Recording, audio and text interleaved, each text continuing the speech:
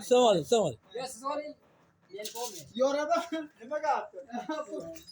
Xalat nima faqat chimqarada kecha bo'ldi 45 ming baroda darbadarlik qildim bu. Era mustaqilay nima deb umr o'ldi deydi. Umr o'ldi 45 ming meni bo'ldi da jari elni qarang bo'lib kelib 900 taga. Bu usta 45 ta simonni cho'q qildim mana biroda. 45 ta ha? Tut qiladi. Vaqt qiling bu nima bu kechagacha pulni qo'ymaydi. Yanada borib kelar bir ro'zga qo'y 5 tabaqani bir ro'zga xalos qilsin. Ustalari. Yana usta yo'q. Usta amen, usta xayrilla. Bunda ham bo'lam. Usta guloq ketardi, so'yib o'tirib qursal qilib bebra urib. Joyga tariz yedizda Nima qilaysiz? Yaxshi pazroyki bo'ldi. Yaxshi pazroy bo'ldingizmi? Badroy nima bu kecha oro taxtama shu guloqni ko'rdim, shuni aytib bakaman. Qo'llari zag'rimaydi. Shunaqa tuzatdizmi Alloh?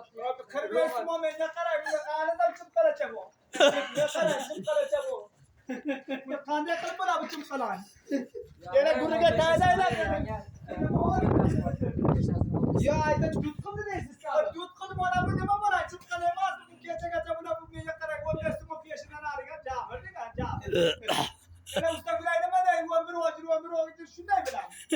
Ha u birda bir nomus bad bo'ldi avas qancha Aytama, siz ta'kidlang, meni bunday jahil bo'lmaydi. Yo koriga daraja yaksa avas. O'zlariz ham yem xurotda yem xizmat qildilar da bertani ko'ra o'tdilar be bor qilib bu nima hol bo'ldi. Qiyomat ustamini qaysori.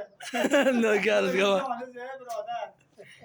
Bile pila xalaslar bir soat buni Soat 4 bo'lganda ertagacha bormiz. He, ma'nosi. Xabar Siz so'rashlarmi?